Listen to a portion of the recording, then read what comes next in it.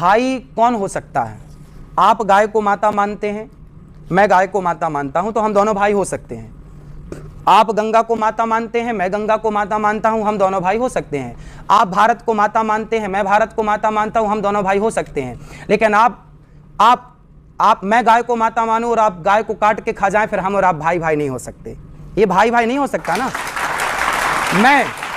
मैं भारत को माता कहूं और आप भारत माता को भारत माता ना कहें, तो हम आप कैसे भाई भाई हो सकते? जय श्री राम दोस्तों, आज का डिबेट शो अनुराधाचार्य महाराज और विवेक श्रीवास्तव को लेकर होने वाला है। विवेक श्रीवास्तव महिलाओं की आजादी पर कुछ ज्यादा बहस कर रहा था। इसमें महाराज जी ने कहा कि आप खुद महिलाओं को अग्रनंग देखने में रुचि दिखाते हो, आप खुद क्यों नहीं नंगे होकर घूमते हो, तो आप अपना कोट उतार दीजिए। इस पर विवेक श्रीवास्तव की बोलती बंद हो गई। और यदि आप चैनल पर नए हैं तो प्लीज चैनल को सब्सक्राइब करें और वीडियो पसंद आए तो कमेंट की भरमार लगाएं। तो चलिए देर न करते हुए वीडियो की शुरुआत करते हैं। अभी मजा आएगा ना भिड़ो। गाय के गोबर से, गौमूत्र से, गौरज से स्नान करने की परंपरा हजारों सालों से रही है।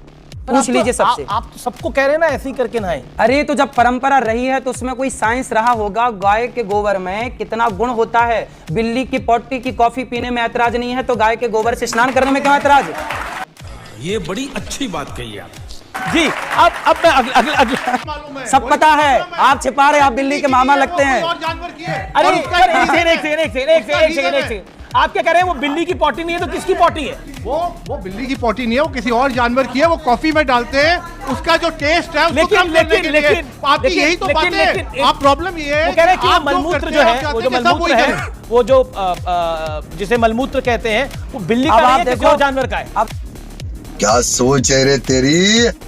देखो ये बिल्ली का पक्ष लेने बैठ गए, जबकि ऑन रिकॉर्ड गूगल करो तो मिल जाएगा कि बिल्ली की पोटी की कॉफी बनने। लेकिन ये लगता है बिल्ली की पॉटी है, वो बिल्ली की नहीं है, किसी और की है। किसकी? आदमी की है। चाचा ये सवेरे सवेरे क्या मेरे को यही देखने का है क्या? बताओ किसकी है? कोई विदेशी जानवर है उसकी है, कोई विदेशी जानवर है उसकी है। वो बिल्ली नहीं है जो आप बिल्ली बिल्ली बार बार। जानवर कौन सा है आपको तो पता होगा। अरे है तो बिल्ली प्रकार की। आप सुन लीजिए, आप सुन तो लीजिए। है तो मलमूत्र ही। मैं बता रहा हूँ, प्रॉब्लम दो है। एक है कि जो आप करते हैं, आप चाहते हैं सारा संसार वो करे। वो सारा संसार वो क्यों करे?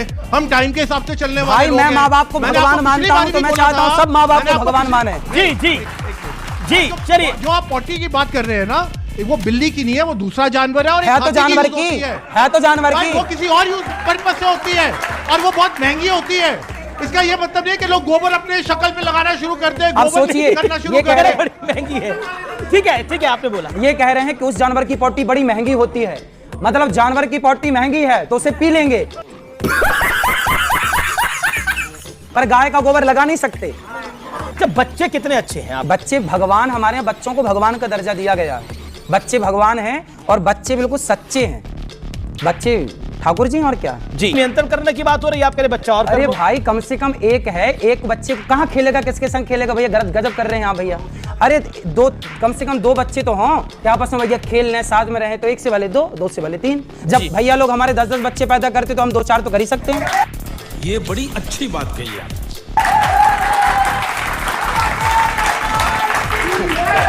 एक आपका वीडियो वायरल है जिसमें आपने बोला कि जैसे कपड़े होंगे सामने वाले का एक्शन और आचरण भी वैसा ही होगा। ये कपड़े मर्यादित होने चाहिए। हमारा कहना यह है कि कोई भी व्यक्ति हो, चाहे कहीं का हो। एक सेकेंड। वाह, छोटा सवाल। कौन निर्णय लेगा क्या मर्यादित क्या ना मर्यादित? जीन्स मर्यादित है, स्कर्ट मर्यादित है, साहब शॉर्ट्स मर्यादित है। साहब द्रौपदी के कपड़े उतारे गए। द्रौपदी के कपड़े उतारे गए थे तो महाभारत हो गया था। और आज देखो कपड़ा पहनने को कह रहे हैं हम बेटियों को, तो ये भड़क रहे हैं, ये परेशान हो रहे हैं। बेटियों के ऊपर बात तो सही है। दौड़ना तो पड़ता है। छोड़ दीजिए, 1 मिनट। ये इसका मतलब ये हुआ ना, ये महिला सशक्तिकरण का जमाना है। इसका मतलब ये हुआ, सुन लीजिए जी। एक लड़की को भैया, इसका मतलब ये हुआ कि नारियों को अर्धनग्न देखने की इच्छा आप लोगों की है। नारी लेकिन मेरा प्रश्न, एक सेकंड। लेकिन मेरा प्रश्न, नारी निर्णय लेगी उसे क्या पहनना है क्या नहीं। ये पॉइंट मर्दों को बदलनी चाहिए। अपने लड़कों को सुधारने का बिल्कुल, ये बात आपकी जायज है। एक सेकंड। ये तो माई बॉडी माई चॉइस है। कपड़ा पहना क्यों जाता है? शरीर ढकने के लिए। अरे तो जिस कपड़े से शरीर ढके ही ना, तो फिर कपड़े पहनने का अर्थ क्या निकला? अब समाज में कुछ लोग, देखो ऐसा हुआ कुछ लड़कियों को ऐसे, जो भैया की विचारधारा है, ये कहते हैं कि कुछ भी पहने। अब देखो, आपने एक गाना सुना होगा बॉलीवुड का, ब्लू है पानी पानी, उसमें लड़कियां कितने कम कपड़े पहनी हैं और कितना गलत दिखता है वो अपनी माँ के साथ। आप नहीं देख सकते, आपकी बहन, आप बहन के साथ नहीं देख सकते।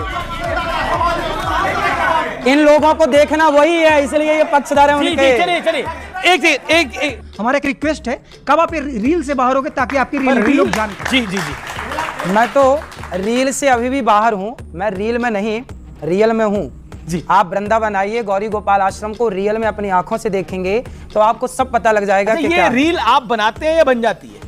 भाई हम तो देखो आपके साथ जो डिबेट कर रहे हैं, बात कर रहे हैं, अब इसकी भी रील बन जाएगी तो अच्छा लगेगा।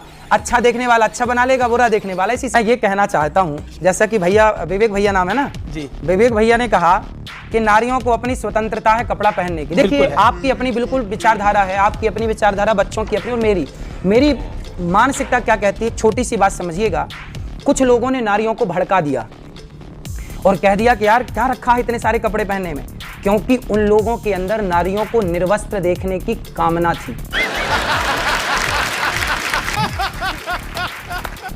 एक समाज वो है जो कहता है बेटा पूरे कपड़े पहनो, एक समाज वो है जो कहता है क्या जरूरत है पूरे कपड़े पहनने की, आप तो जरा से पहनो। तो जिनके अंदर नारियों को नग्न देखने की भावना थी, उन्होंने आज नारियों को समाज में अर्ध नग्न खड़ा कर दिया और वो उसको प्रमोट कर रहे हैं, और वो समाज में नारियां अर्ध नग्न होकर घूम रही हैं। प्रभु राम ने मर्यादा में रहना सिखाया और भगवान कृष्ण ने मर्यादा में रखना सिखाया। तो आज के युग में ज्यादा तार्किक कौन सा है? भगवान श्री कृष्ण ने, भगवान राम ने अधिकार छोड़ना सिखाया जी, और भगवान श्री कृष्ण ने अपने अधिकार के लिए लड़ना सिखाया कि जब आपका काम बांसुरी बजाने से ना पड़े, जब समाज में ऐसे लोग सामने हों जो नारियों को कपड़े उतारने की बात करते हों, उनके लिए भगवान ने सुदर्शन चक्र उठा लिया। क्या बात है सर, क्या बात है सर, क्या बात, ये बात है।